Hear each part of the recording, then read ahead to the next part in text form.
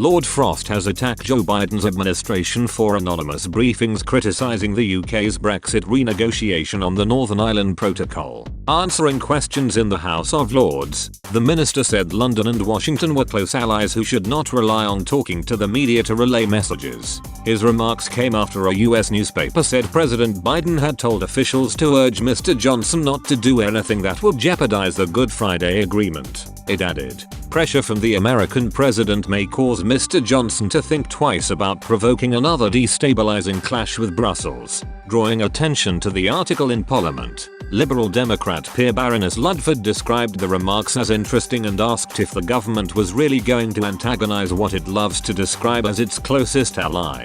Hitting back on the comments, Lord Frost said, "We have as a government our dialogue with the US government that doesn't depend on messages in the New York Times." I would refer back to the statement made by the Prime Minister when he was in Washington last month. He noted that President Biden and himself were completely at one on the importance of the protecting of the Good Friday Agreement. Lord Frost has spent the last week locked in negotiations with his EU counterpart over the Northern Ireland Protocol. The UK is looking for a complete renegotiation of the mechanism which was included as part of the 2019 withdrawal agreement. The government says the EU has been overly strict in the implementation of customs checks on goods travelling from Britain to Northern Ireland, and says the role of the European Court of Justice in overseeing deal is unsustainable. In July, Lord Frost published his plans to rewrite aspects of the protocol, with Brussels publishing its own plan last week. Intense talks are now underway to try and find a way forward, with the UK warning it will trigger Article 16 of the treaty,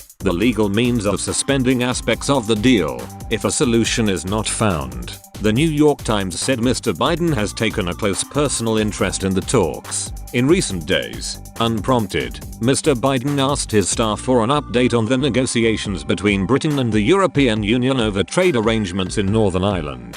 According to the newspaper, Mr. Biden's deep political and familial ties to Ireland set him apart from his predecessor, Donald J. Trump, who was an avid supporter of Brexit and encouraged Mr. Johnson's tangles with Brussels. It also makes the United States an important offstage player in the latest chapter of the long-running Brexit saga. During Mr. Johnson's trip to Washington last month, Mr. Biden told the media he felt very strongly about the protocol. He said, "We spent an enormous amount of time and effort, the United States. It was a major bipartisan effort made, and I would not at all like to see, nor I might add would many of my Republican colleagues like to see, a change in the Irish Accords." The end result having a closed border in Ireland. Unionists argue the complete opposite and say the protocol in its current form is itself undermining the Good Friday Agreement and must be changed to protect peace.